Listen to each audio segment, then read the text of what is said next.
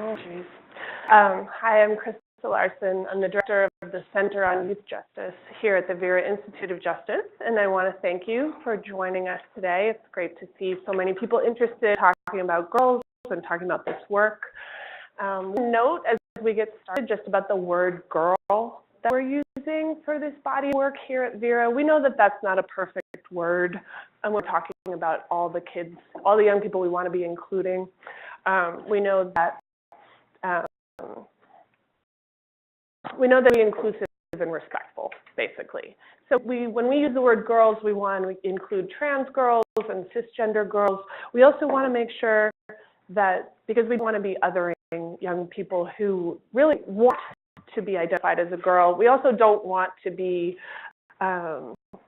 creating for young people who may not identify as a girl, even though they're housed in a female facility, because they find because they may identify as LGBT or gender-nonconforming. So women, girls, let's just in this room and in cyberspace hold on to the idea that we really are striving to be as inclusive as possible in that definition. And our event today is a series of events that we're hosting here at Vera, where we're really trying to sharpen our focus on girls, particularly those that are involved in the juvenile justice system. And frankly, the reason that we need to be doing this is have not always done very well by girls, and they've been left out. And in fact, the first juvenile court, right from the very beginning, where we made this decision that we were going to treat kids as kids, separate process from adults, this process where we had sentences for all youth under 16, but there was this long list of behaviors that we were going to especially pay attention to for girls, and those included incorrigibility, associations with immoral persons, vagrancy, attendance at pool halls and saloons, use of profane language. Already, right from the beginning of the juvenile justice system, we were already sort of policing the behavior of young women in a very specific way that was distinct from boys.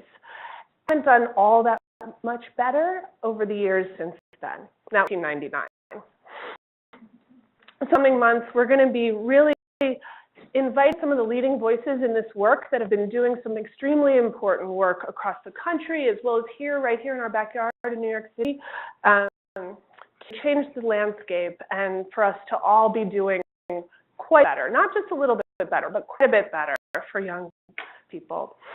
The events that we're having, these public events, which we hope you'll come back and join us, at a project that Vera is doing with New City, where we're engaging agency leaders, advocates, judges, parents, and young people themselves to look specifically at the patterns of girls' incarceration, as well as ways that drive young people into the juvenile justice system, and to create a plan to specifically interrupt those pathways so that we can bring an end to girls' incarceration in New York City, which would make us the first city to do that. And we'll start off today just in terms of structure with some remarks from our panelists and then some Q&A in this room, and we're going to invite questions from cyberspace via Twitter. So if you are not here with us in New York City, would like to submit a question, please do so, and we'll some of those at the very end. To our panel. So to immediate left, we have Jeanette Pai-Espinosa, who's the president of the National Christian Foundation and the director of the National Girls Initiative, which is funded by the Office of Juvenile Justice and Delinquency Prevention. To her left, we have Judge Amanda White, who's the supervising judge from Kings County Family Court, right here in the city. And last but not least, we have Michelle Diaz, who's a peer youth advocate for families on the move of New York City, as well as has been appointed by the governor to our state advisory group and holds other positions in juvenile justice reform throughout the country. Their bios are much longer and very impressive, but I think we're going to stop there in the interest of time, and we're going to invite Jeanette to lead us off. So as a framing question, just to get us started, and one that I'll ask of each of our panelists, why should we be focusing on girls? Oh, you need to. Oh, sorry.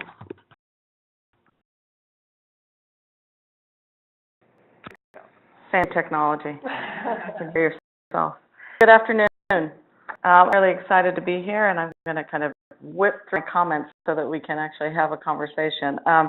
Why girls? I thought about that question and then thought that perhaps really we should be asking ourselves, girls been out for so long that now that say justify why girls now, right? That the girls, as you said earlier, really haven't been served very well.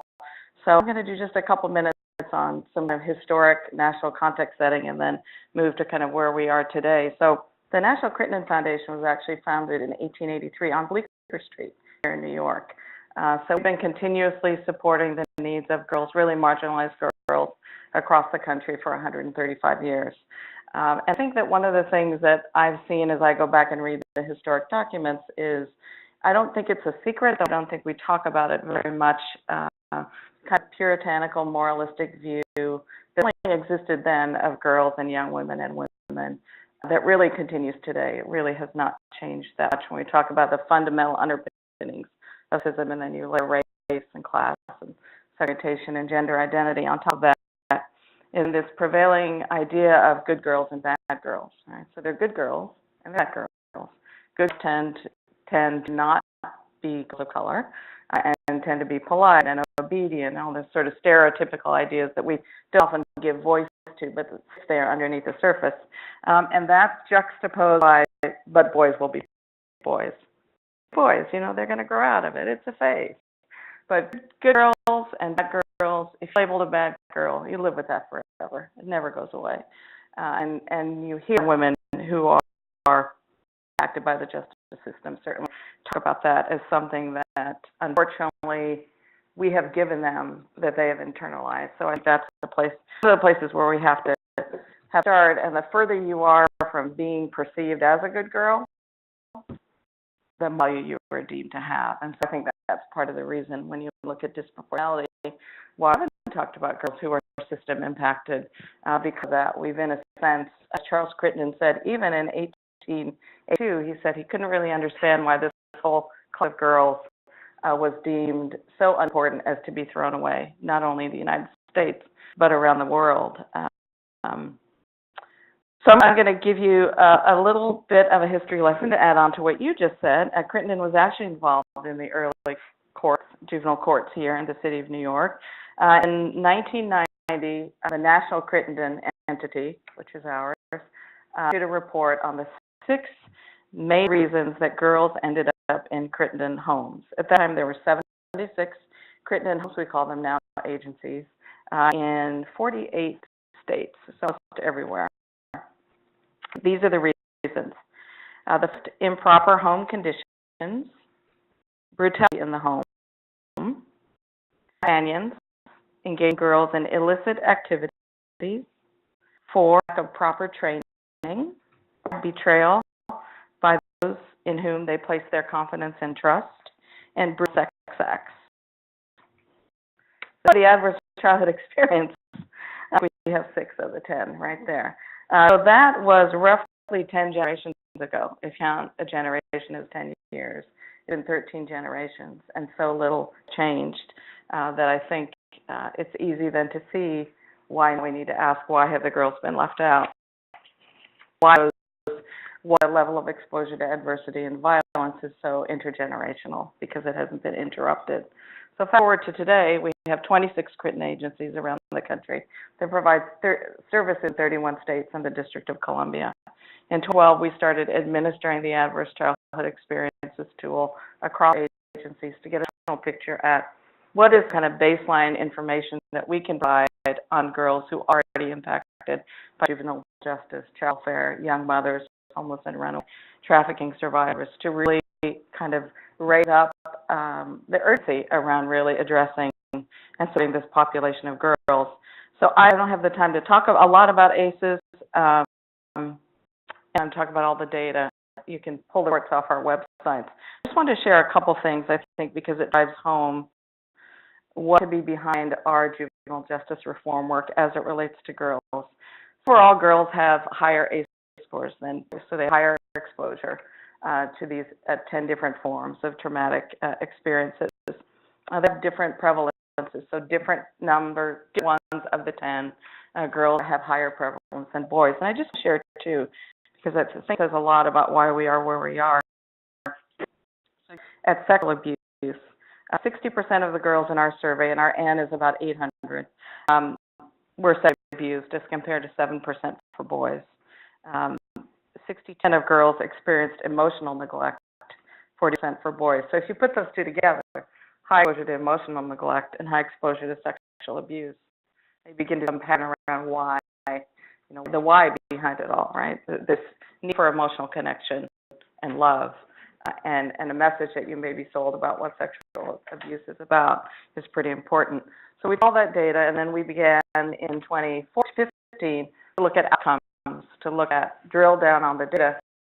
And with this core group of girls who had scores of 8, 9s, and 10s, so as high as you can have, we looked at a couple different outcome factors. We looked at trafficking, and children, the score of children. So we found that virtually 80% of the young women who come through our programs that are trafficking survivors have scores of 8, 9, or 10.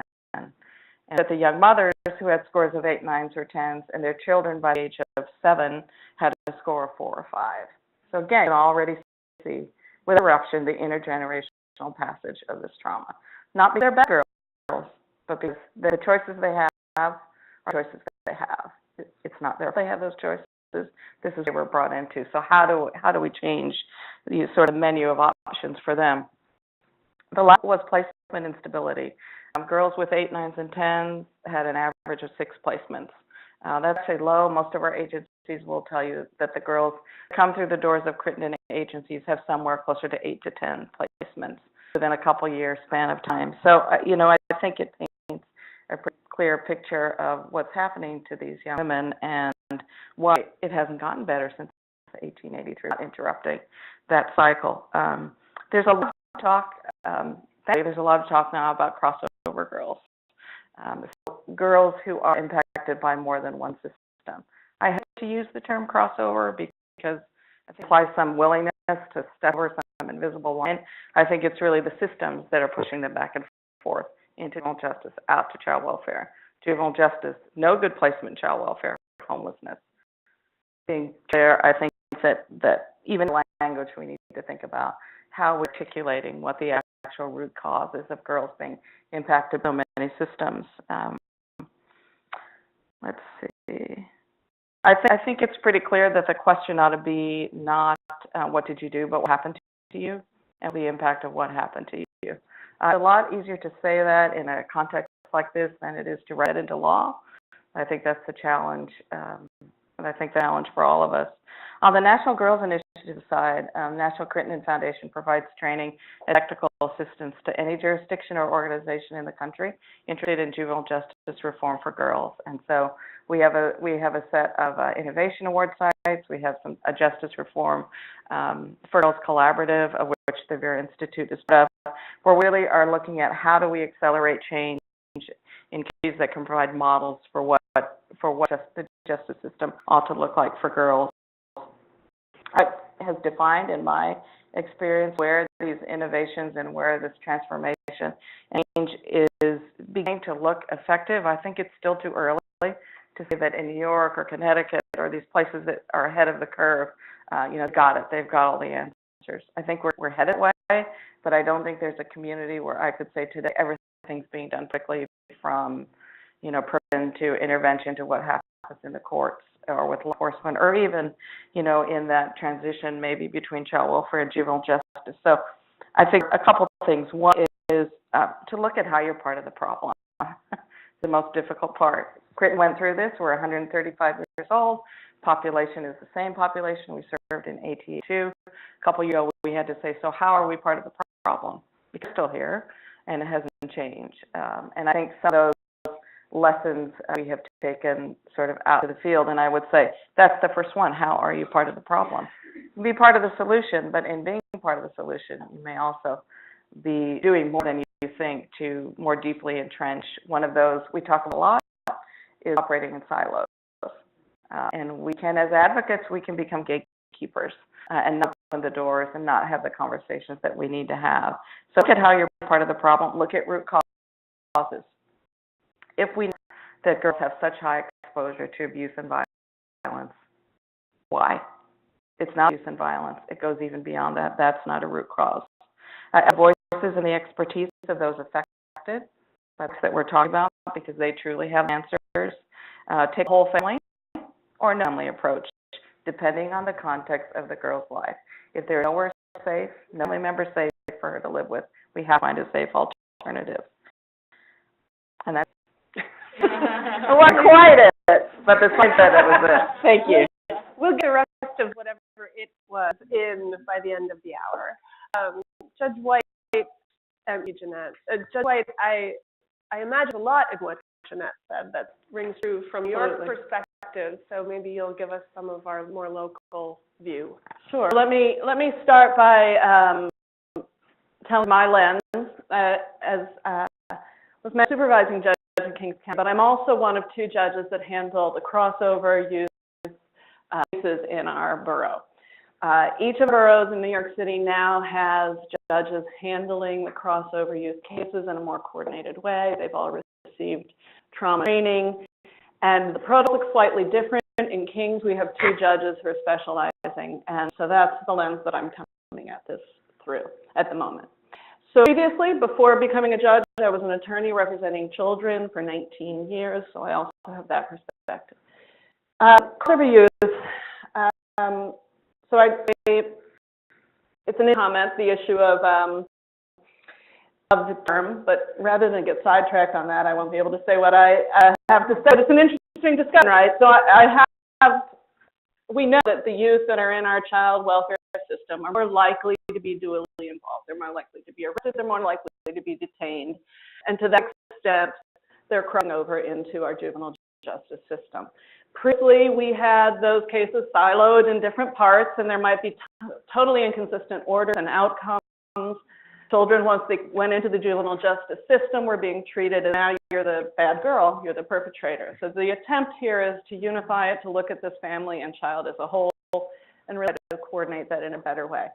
That's what we're trying to do at this time. A lot of the work is happening before we even get to court. ACS and probation have done a lot of work around this as well.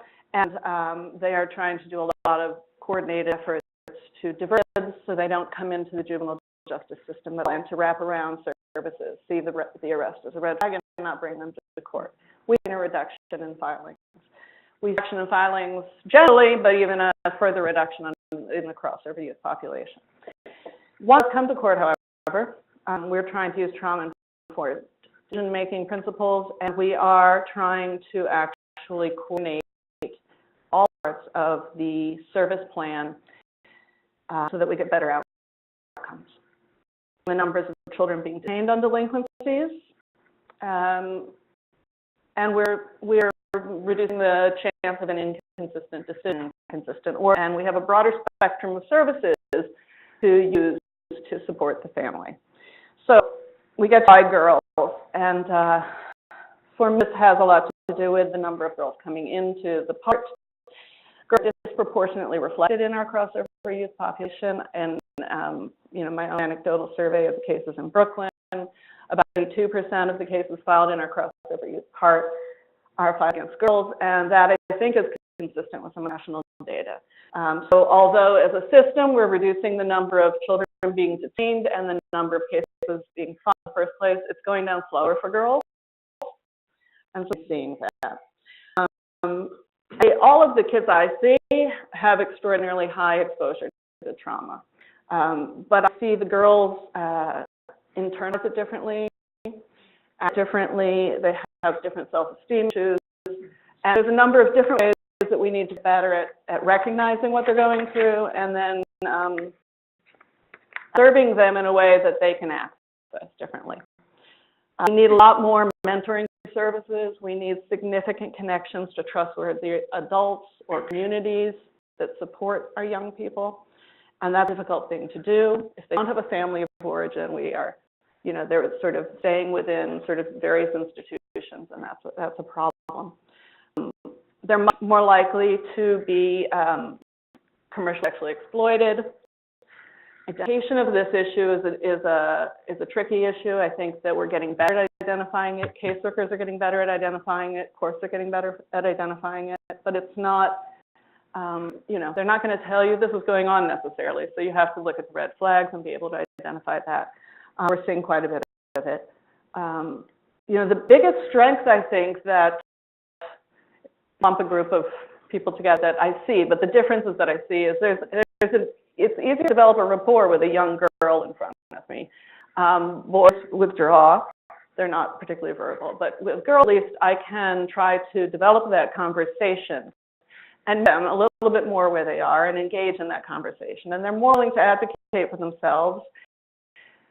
And if we can find some place where I can actually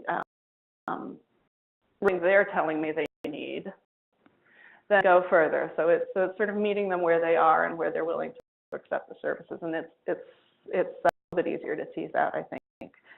We also have pregnant and parenting teams, and we need more dyadic therapy because they've often not had role models. They've often not had a real sense of how it is to parent, and there's some very successful work being done, but we need to expand it on teaching kids to connect with their kids. So for kids who are playabilities, while there are less, we still have a number of young people that are put into detention facilities. The reasons I find that usually is because of a lack of family resources, an inability to maintain the young person in an ACS, group home, RTC. Often if we're getting to detention, they've been through all those levels of care and sort of pushed out of each one. And because high risk in the community, for example, with our CSEC girls who may have unable to protect them in the community, or there's some great outpatient services in New York City, but in fact, all of perpetrating and exploiting young girls know where those facilities are. So we have had girls abducted en route. We have had girls who are pressured en route to get back involved and pulled back in. So those pieces that we see, we try to work in that community. We try to put those services in place in the wraparound, but we need an ability to sort of access those in a safer way, I think, sometimes. So at disposition, I'm forced to decide what the least restrictive alternative that's in the best interest of the child and protects the safety of the community.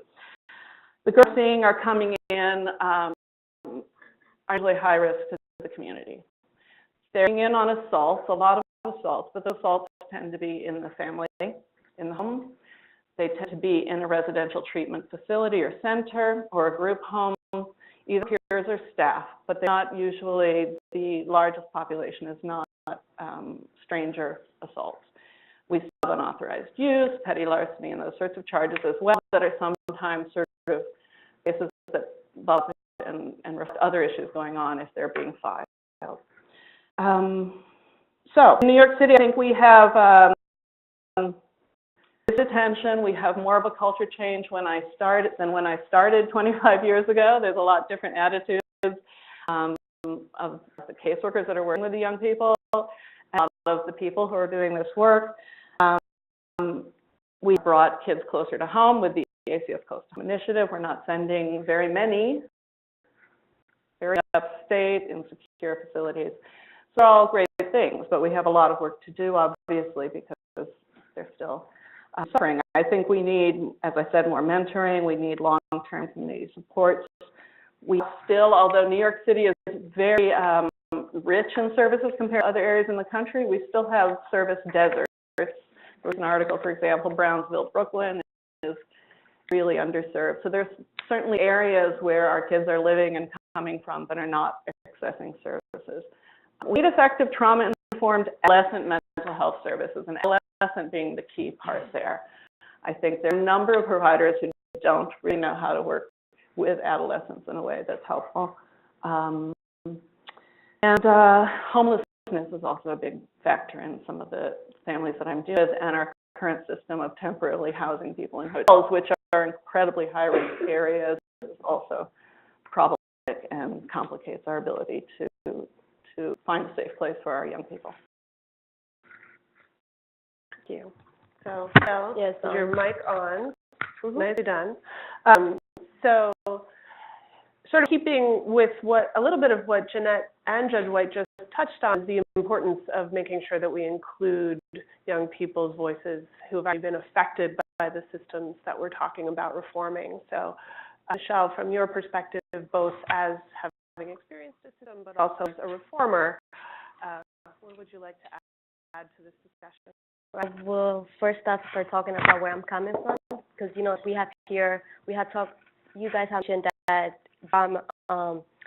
trauma and bad and good girls, and from one system to another system, and unfortunately I was one of those girls, and just to keep in mind that I'm not the only one. It has been 100, and there's so many out there.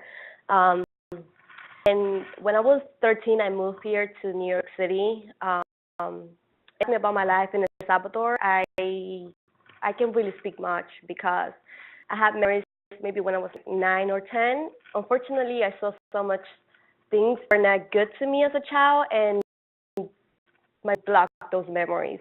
But I do remember which are, seeing people dying in front of me, which are people raping, assaulting, my dad on drugs, family, domestic violence, and most importantly, the education. I had no education in there. So when I came here, I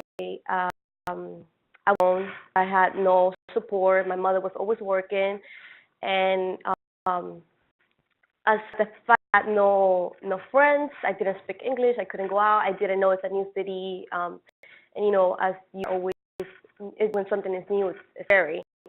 And I had this guy who gave me attention, and I thought that he loved me in a way, but unfortunately it was me just being in the idea of being in love. And I had this guy who was much, much older than me. I was 13, 14 on that time, and he was 18, 19.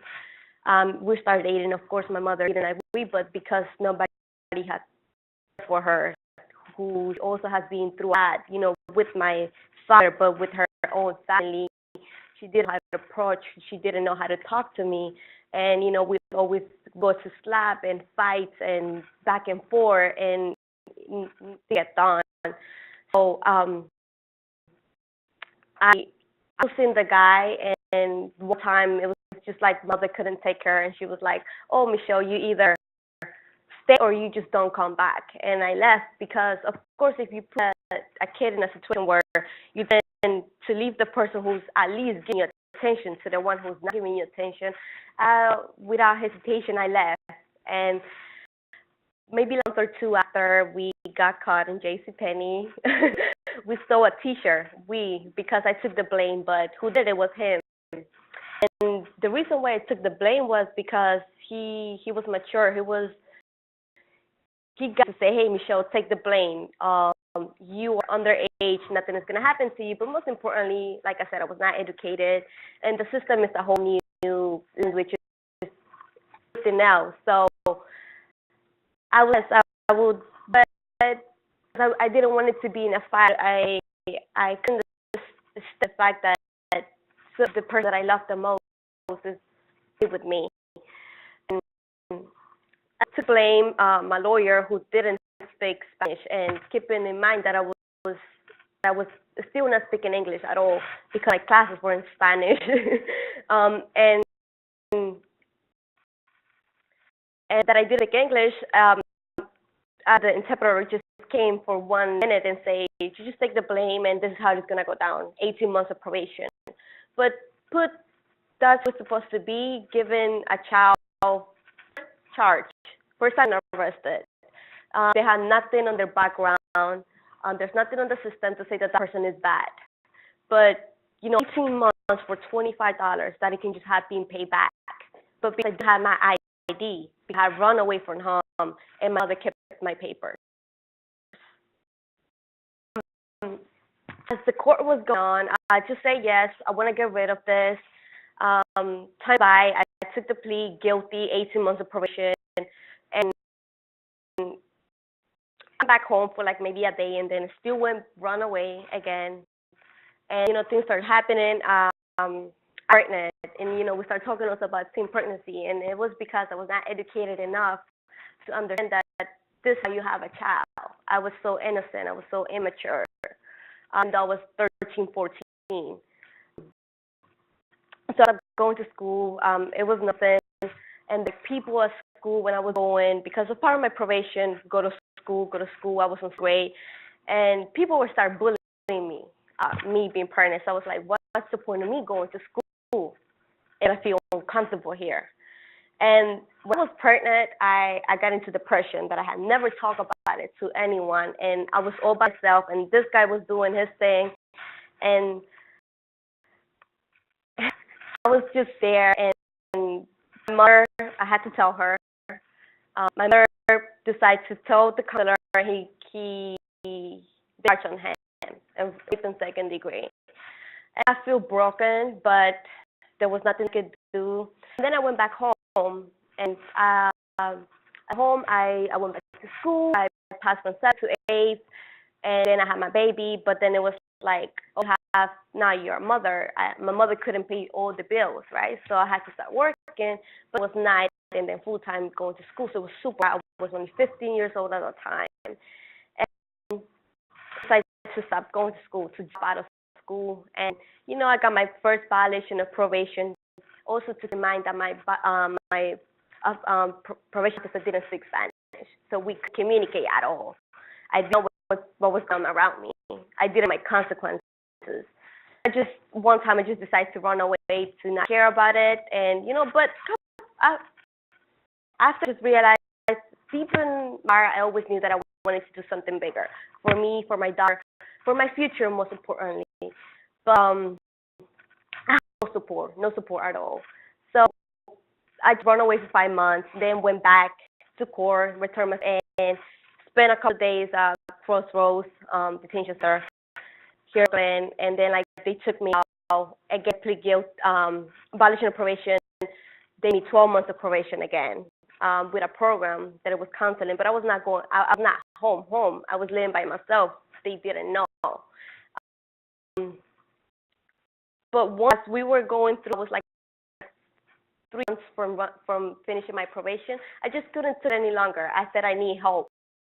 I just had to say it. It was me not knowing my consequences. It was me having nobody to say, hey, this is wrong, this is right, this is how you're going to achieve your goals. And my probation officer, the new one, and she gave me a violation of probation. And I just, I missed my court date. I went the next business day, and they sent me to Crossroads again. But this time the judge had said that I was a runner, so I couldn't be outside. And I spent about 5-6 months of my life in Crossroads. Keeping in mind that I still don't speak English, and I was already 17, 3 years of being here.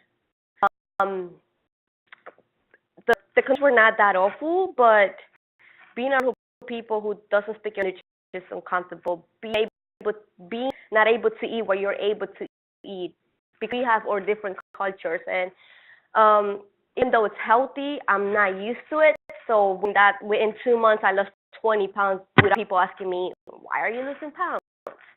I want to talk about it. No. Also keeping in mind that I spent about 2 months straight every single day in the room. Why? Because I was so scared that one of the girls around me will try me, and I was 17, and I was hearing about this Rikers Island thing, and I was so scared of it. And being in Crossroads taught me how to think about what I'm going to do as I get out. So I also learned to speak English in Crossroads. I put together the words, the movements of the people. And after to my case, the judge said to me, you can do non-secure placement. And I put in a group home. About 2 months in there, and there was this girl who wanted to fight me, but I was getting the knowledge of what was going to happen if I keep making the wrong decisions.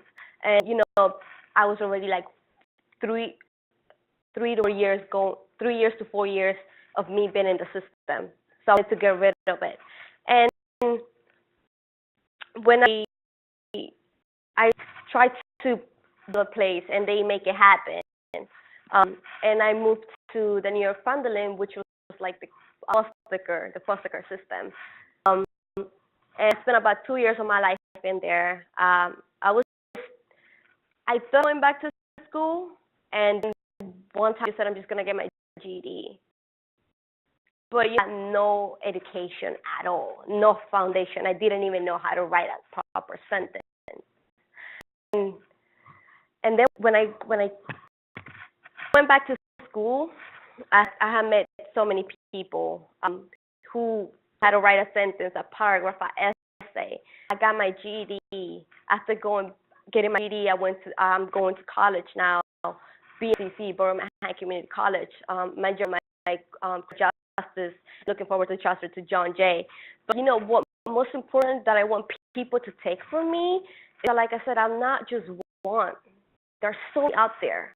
So many are like me. There's so many out there who started to get in trouble because they're not, just because they want somebody to be there. And we talk about being there and reforming the system. It doesn't just have to be laws and advocating. It has to be being for that person, because two people trying to change my life. Because don't say, Michelle, let's sit down and spend an hour with you to write. I have this amazing opportunity for you. We also talk about putting youth in the work, but most of us don't really consider that we have to go to school, we have to work, and when we take time is going to affect us. A lot of people get paid by hour, and how is that going to affect them? Oh, you have this amazing opportunity, but if they leave, I make it. And then, like, so many people are missing their chances. They don't have it. It's about giving opportunities, but as you are to paying a consultant, also pay the youth, because it's the same. We are experts in a different way, but we all are. We all are a puzzle. I'm a piece of it, and we make it as a whole. And why I say focus on girls is because for the few years we have forgotten about them. We always are working on boys and boys. But what about girls? There wasn't the girls reply. Why? Because nobody was paying attention. We are always focused on it.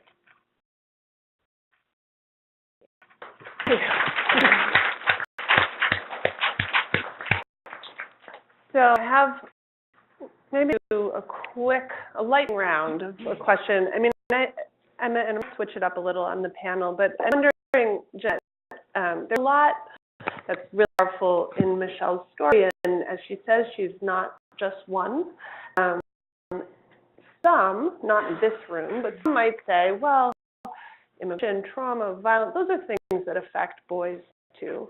Can you help us sort of set a context for what needs to be different for girls specifically when they're experiencing some of those traumatic things? Or how can we make a system more gender responsive?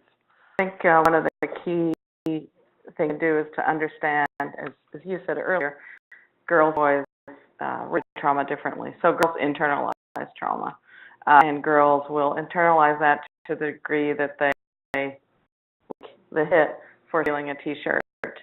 It builds.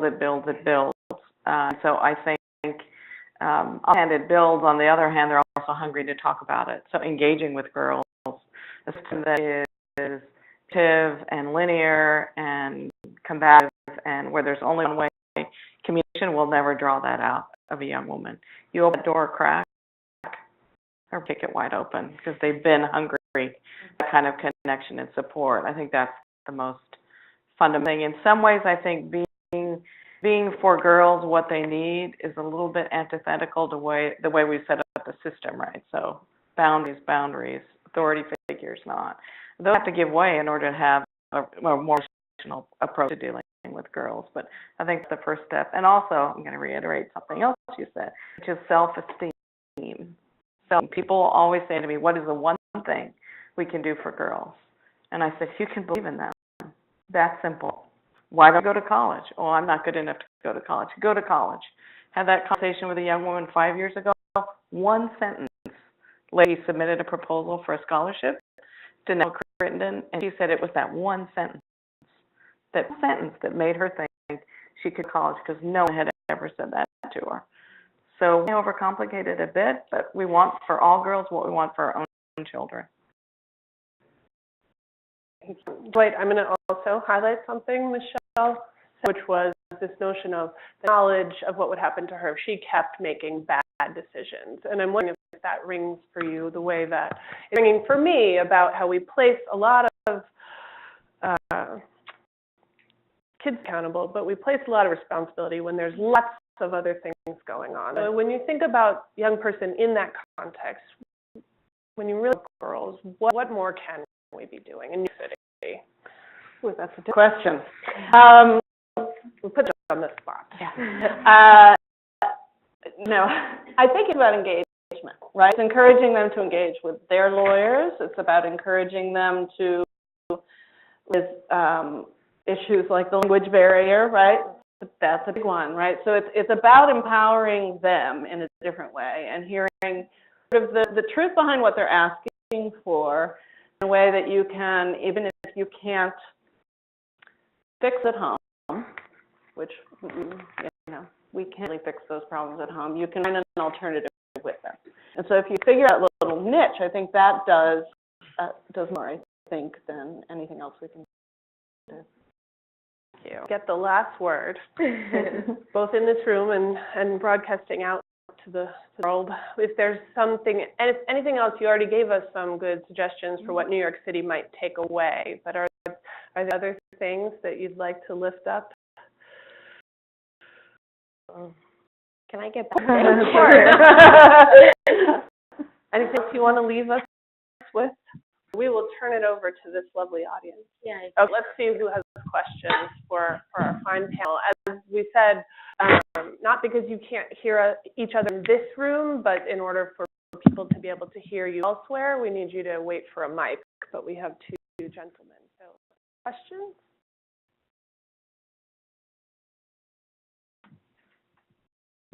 For whoever wants to answer, what would be some good initiatives to address violence and teen relationships? Because I feel like a lot of problems happen in boys, especially, or even boys too, between premature relationships and of things of that sort.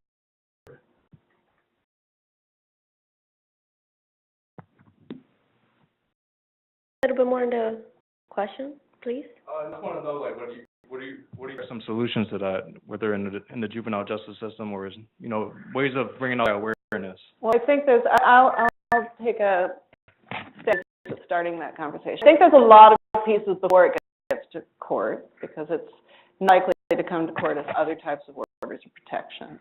Really, it's accessible to those young people to come into court, but for a number of the reasons that Michelle even touched on, the young person is not as likely to be seeking access.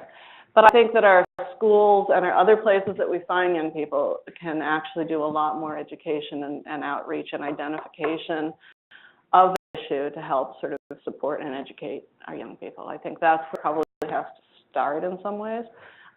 It's certainly, we have available a lot of mechanisms and issue those orders of protection, but getting there is really the problem. We don't see much.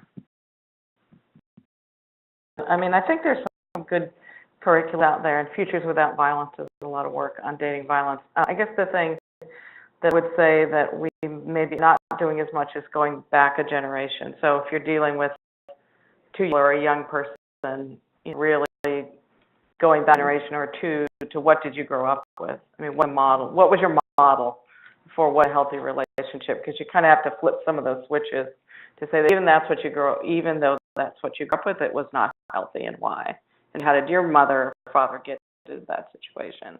Because I think it's always deeper than the behavior. Yeah, I would like to add something to it. I think that last for a person to open up, it would be how to engage the person and where is it, because sometimes it's like, let's meet up all the way to the Bronx, but I'm in Brooklyn. But most importantly, what contact that is going to open that person to be able to speak to you and to get to like what really is it. So it should be something really, really interesting, but most importantly to make the person feels that you are not working with that person, that you are truly because you want to be there. Because a lot of people doesn't open up because like I had met so many case planners, case workers that wanted to talk to me, but I know you're just doing your job. I'm just another kid. And just like, no, they don't want to help. They just get in the check. That's about it.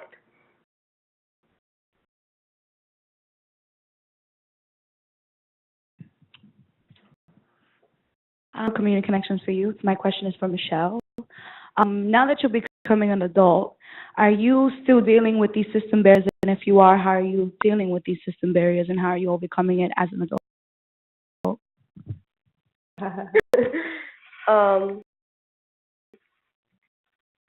Because I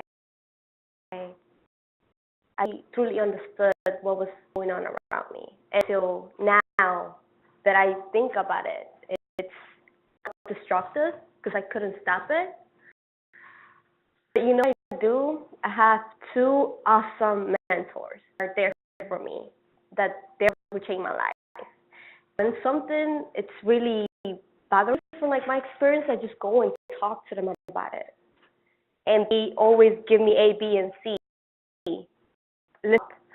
And I think that it's the people that is around you. And it breaks my heart. And every time that I'm business center, just like maybe like a month ago, I always had this window in my room that I could see the street, and I said to myself when I was there, I'm gonna see the same view from the opposite side. And it's like, oh, I went there and saw it from the opposite side, and I just break down and ran. Why? Because I couldn't. I started thinking about it, but I wouldn't have talked about it. I would making bad decisions. Everything is open up and letting you eat it.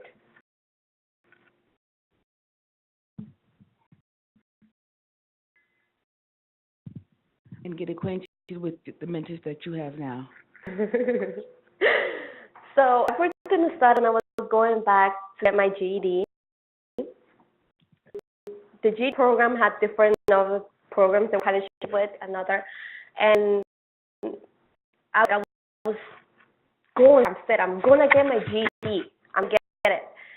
And I was doing after school projects, and then it was like, oh, Michelle, we'd like to have an internship. One of my counselors said, I said, yeah, sure. And then it's like, well, you're trying to go to college, so maybe you should partner with the college program that is here. And that's how I met one of them. And how did we start communicating? And he said, Michelle, you asked for help, which I don't remember. But he knew that I needed. He knew that I needed it. And he helped me not just to write, to talk, to be able or to get involved in this type of work. Because if it wouldn't have been for him, I would have never started. I had never started the partnership with the Annie E. Casey Foundation. He was the one who helped me to write the application.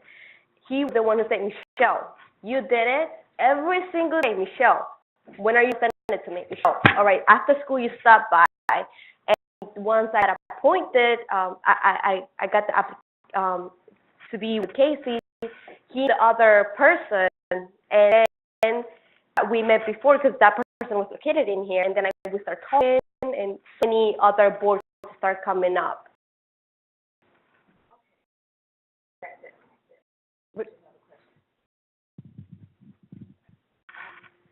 My next question is, it seems to me that you might have gotten your mentors just by, but I heard whom here say that a lot of the young girls that are in one way or the other, traumatized or whatever, need mentors. Mm-hmm.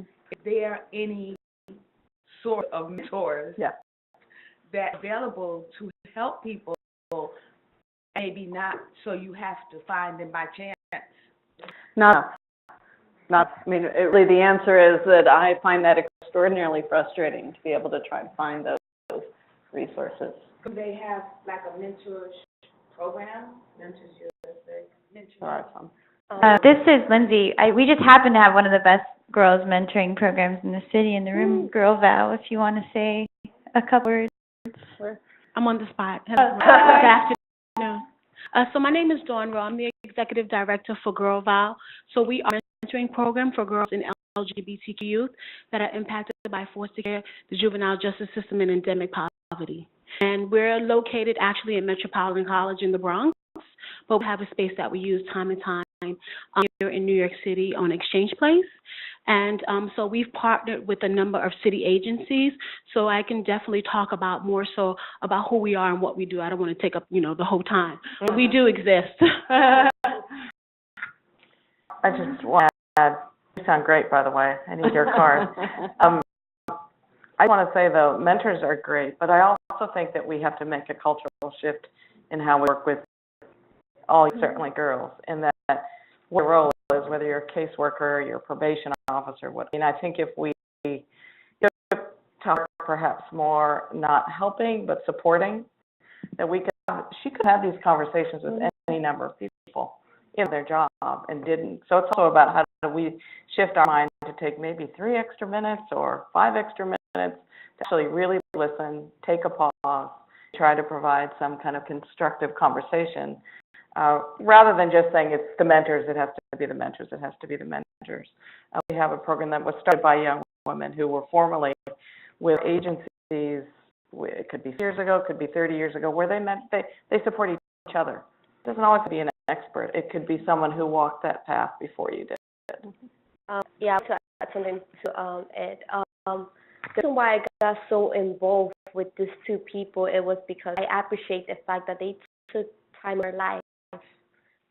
They had to be at work, and I said I needed to talk to you, and they went over the phone. Michelle, can I meet you? Meet me here. Come to the office. And that's why I say I would speak for myself. I wouldn't, and until today, I would still not need a mentor that is with a program. Why? Because I feel that it's their job, and that's why they make the huge difference between these 2 people. It took their time, and this is why I said early when I suggested, we don't have to just make laws, but if you can be that one person for one youth, your life will then. And I speak for myself. If I haven't met these 2 people, where would be? Question goes to Michelle. First of all, I have to thank you for sharing your story. Everyone in this room is proud of who you have become because of what you have overcome. The question I have for you is, in the course of your story, I heard you say there were situations where you were not able to go to school, and then you had to be in a group home. Was there a point that the child welfare system was involved with you? And if so, what was your experience? Can you share a little bit of that? Yeah, so, after being at the group home, I was passed along to the foster care system with the New York bundling. And I spent 2 years with them. I didn't have my papers as well, so it was illegal, and I was in the system within sometime early 2015, but because they wanted to truly help me, we were still spending the time going back to court and say, hey, Michelle wants to stay, we need her papers so she can go independent living, because they knew that I couldn't be living with my mother. Answer your question? We can also open it up to Judge White, who, as you said, are hearing crossover cases, and to Jeanette, who has a wealth of experience on these issues as well. Notion of child welfare, and what are some of the things that you see beyond just our one powerful story here at the end, but the ways we've talked about how child welfare can sort of tee up a kid to be a young person to be involved with the juvenile justice system, and Jeanette shared, we're sort of passing them back and forth. They're not stepping over the line. Well, I of our young people we see move multiple foster homes, right? So in this sort of age range in particular, I think we need to figure out what's happening there and serve that group back, because we need foster parents that are prepared to deal with some of the teenage acting out and understanding that and making that commitment and long-term connection. Not just mentors, right? So it really, frankly, should be the person who is in a caretaking role with them that's supporting them. And too many of our young people do not have that experience and do not report that they feel like they were supported by their foster parents. They think, I don't know how we get there, but I think that is what could make perhaps the most sense. I actually think here in New York City and state, actually you're far ahead of where many other jurisdictions are, because you're at least talking about this idea of particular girls who are impacted by multiple systems.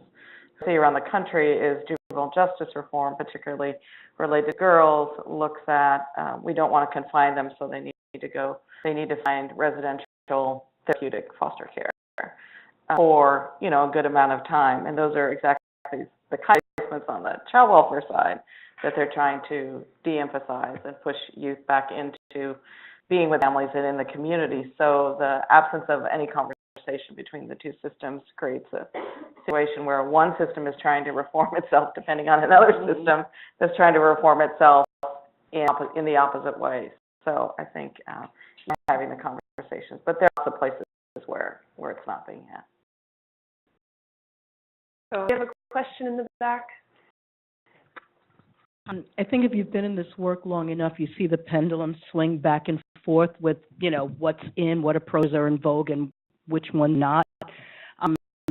And economics drives that a tremendous amount. And so, for example, we've had movements in child welfare that it's all about reuniting children with families. Nobody would argue that, at least in theory, it's a good thing, but there are lots of situations where that's not feasible or necessarily the best thing.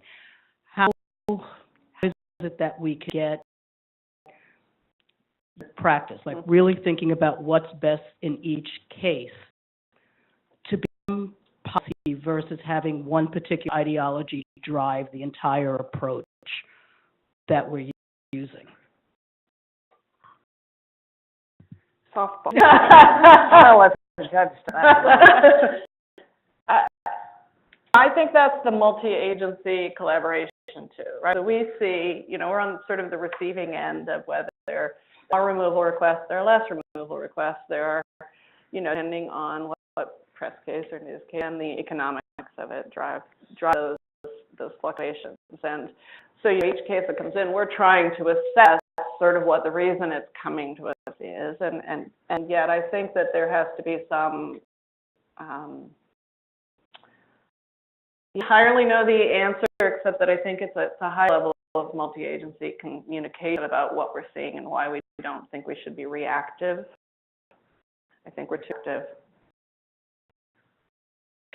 Say, Linda's on my board, so she's my boss. So, I really think fundamental to it are young people, Michelle, who share their story, because if you listen to her story, you don't necessarily know what put where, right? And you don't always know. I talk with young women all the time who say they had 27 placements. They have no idea which was what system, right? And I think the more you hear from young people, stories that are identical, and they'll find out that they're involved in these two separate systems that overlapped, and then they were homeless, and then they were trafficked. I think at least at the federal level, that's probably the only thing that's going to get through, because otherwise it's just numbers. I'll give you the last word, but we're right at time. But very quickly. My question is for Judge White. So I hear a lot of talking the talk, but I don't hear a lot about what the action plans are. So my question to you is, I see that you're coming to panels and you're keeping kids home, but besides that, what are some of the initiatives that you're taking as an action-wise to keep some of our girls out of the system? So I think that we're actually, first of all, we're giving training to the judges, so they have all received some level of it. The crossover youth judges have received more of it because we actually had funding from Georgetown to take them out for a week to do that, which we couldn't do with every single judge. So that's one piece. We're trying to have those conversations. We have each in our crossover.